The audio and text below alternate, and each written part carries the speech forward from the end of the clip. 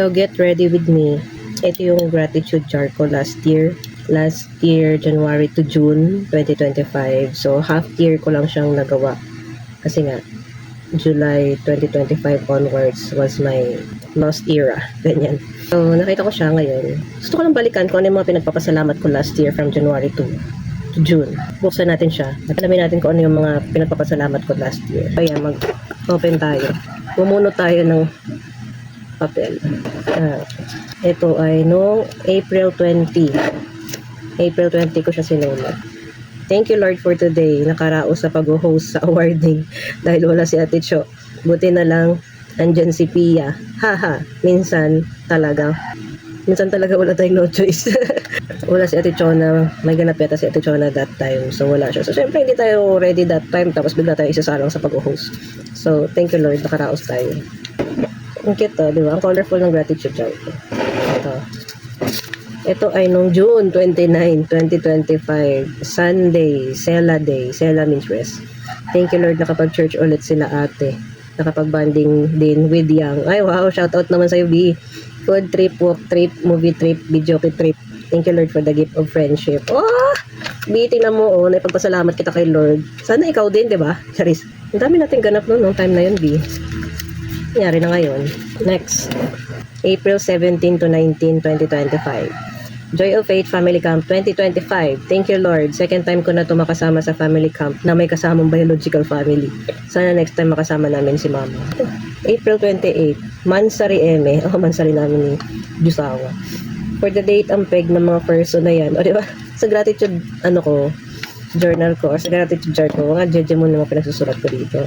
Thank you Lord sa masarap na chicken joy at spaghetti, tapos ang sarap ng choco cheesecake shake sa Libro Espresso. Super good vibes. Thank you Jesus. Mababaw lang talaga yung kaligayahan ko. So, hindi ako mahirap pasayahin. Dito naman tayo sa medyo malalim. Mas malalim. Wala, ang saya pa lang magbasa ng ganito. Ito, May 16, 2025. Thank you Lord for today. Chill vibes sa coffee gusto with husband while doing some writing stuff and doing some reflection time.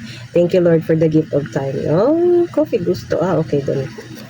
So yeah, minsan kailangan natin ng escape sa buhay at ilabas ang ating mga thoughts through writing. April 13, 2025. Nakapagpa-short hair na ulit. Thank you Lord. I love the new look ni Self. Very kinder. Ito ay June 10, 2025. Thank you Lord for today. Kahit medyo not okay, still naging productive pa din kahit papano. Thank you Lord sa buhay ng asawa ko. Oh, bida na naman siya. Pinagluto ako ng Lucky Me with egg dahil maulan. Masarap humigop ng sabaw. June kasi tag-ulan. Masarap kasi yun pagka tag-ulan. Oh. March 15, 2025. Weekend reset. Thank you Lord for this day. Nakapag-recharge me. Home lang for today's video. Lobat ang social battery. Haha, for the edit and upload na ng mga vids and pics sa El Nido ang ganap today. Okay. After to nung Palawan namin last year. Yeah, so, paglobat ang aking social battery, dito lang talaga ako sa Balor. April 12, 2025. First time makapaglaro ng bowling and first time din matry ang archery. Super fun. Mas masaya talaga pag biglaan. Thank you Lord sa life ni Ate Cho. Looking forward sa next biglaang gala. Ito yung nag-overnight kami kay Ate Cho na. Tapos kinabukasan, nagkaayayaan ng kami SM Southmall. Ikikip ko to hanggang sa aking pagtanda. Ano to? April 23, 2025. Di kinaya ni Self pumasok today. Not feeling well ang person. Kailangan magpahinga ni brain. Deja vu. Dito tayo. March 30. Thank you Lord. Iba ka po talaga kumilos. Konting kembot na lang ang kulang para sa binyag ni Sab. Amazing ka po talaga Lord. Super thank you po. Binyag ni Sab. Ito. March 6, 2025. Got my signed copy of Heal First book by JSD. Thank you Lord. My heart is happy. Deep Roots, Steady Fruits. Ganda ng topic sa midweek service. Deep Roots, Steady Fruits. Kanino kaya ito? Kay Ate Blessa yata ang topic din. Heal my heart and make it clear. March 11, third day of our Palawan trip. Nag-enjoy sa long ride na almost 6 hours. Buti na lang sa harap min nakaupo. Kitang-kita ko ang magandang view. Thank you Lord for allowing me to experience this trip for free. Ganito talaga sa Palawan mga day. The best. Amazing. Amazing talaga si Lord. Di ko in-expect na makapagpalawan ako ng libre. Coron at El Nido for free. Thank you Lord. Super. Next sa ating balota. Oh, February 2, 2025. Not feeling well today, but thank you Lord dahil binigyan mo ako ng asawa na maalaga. Spoiled na naman Disney Princess for today's video. Dami ko talaga mga not feeling well moments last year. Kaya natuluyan eh. February 16, 2025. Soul 1, Lesson 1. Namiss ko mag-assistant teacher. Thank you Lord for giving me this opportunity to serve. Dan edit, video prank keme sa post-Valentine's Day. Love trip. Uy, ang saya nang may ganito, nababalikan mo yung mga bagay-bagay. Sana bumabalik. Kahit yung mga simpleng lang. Kahit yung mga simpleng moments lang. February 11, craving satisfied. Thank you Lord sa masarap na dinner. Tagal ko na nag-crave ng gulay, lalo na ang favorite kong kalabasa. Uy, nakakain din ako ng kalabasa for today's video. So, alam talaga ng Lord ko ano yung mga kailangan natin pag hindi tayo okay. Napakain niya tayo ng mga comfort food, ganyan. February 10, nakapag-walking ulit from BDO to Macdo Nueno. BDO, tumakbo ng mali kasi yung nasakyan kong jeep, haha, pero carry lang, at least nakapag-exercise, thank you Lord. O diba, kahit yung mga hindi inaasahang pangyayari, kailangan natin ipagpasalamat sa Lord, no? Amazing. February 26, thank you Lord dahil nabinyagan na ang camping chair sa Verms. Sarap mag-chillax, late na naman nakauwi dahil nag-enjoy masyado, next time po ulit. So okay lang yan, late na makauwi, minsan, basta nag-enjoy, for the go. February 9, MWF Soul 1 Orientation. My gosh, self, MWF ka na talaga. Haha. Nakapag-general cleaning na din with Mudra Bells. Thanks God, maliwalas na sa taas. Pwede nang tumambling. Ngayon, hindi na ulit maliwalas. Magulo na ulit sa taas. January 26, 2025. Anniversary Camp Day 1. Ganda ng place. Ang payapa. Wala masyadong tao. Parang nirenta namin ang buong place. Ito yung anniversary namin. Nagpunta kami ng Lakeview sa Tagaytay. Ganda dun. Ito ay February 22. Jewel Builders Fellowship at Jayco. Usapang puso for today's video.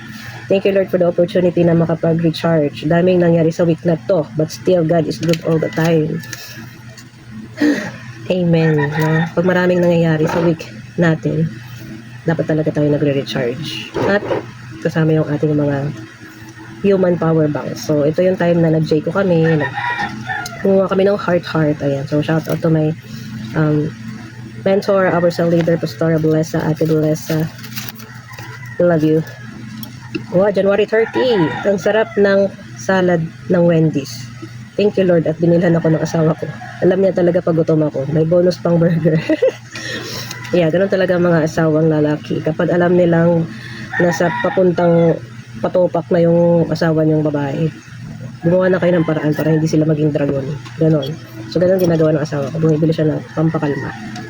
February 12. Thank you Lord at nasimulan ko na din mag-layout ng mga bagay-bagay para sa binyag ni Sab. Yung time na gumawa ako ng yung sa tarpaulin ni Sabrina.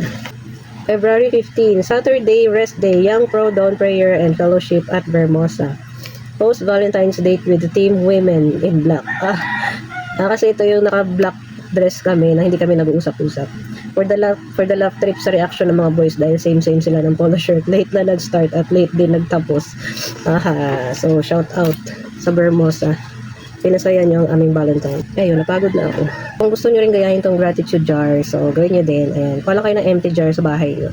Tapos bili lang kayo ng mga sticky notes, iba-ibang kulay or kung anong kulay ang gusto niyo. Ayan, so ganun ginagawa ko. Gusto ko siyang i-balik or i-revive yung ganitong lifestyle, yung pagiging grateful everyday. Isusulat mo yung mga kahit yung mga simpleng bagay lang na pinagpasasalamat mo for today's video, ganun. So, masarap siyang balikan pala. May mga bagay talaga masarap binabalik-balikan. So, isa to sa mga bagay na yun. Okay, so, pwede niyo siyang gayahin.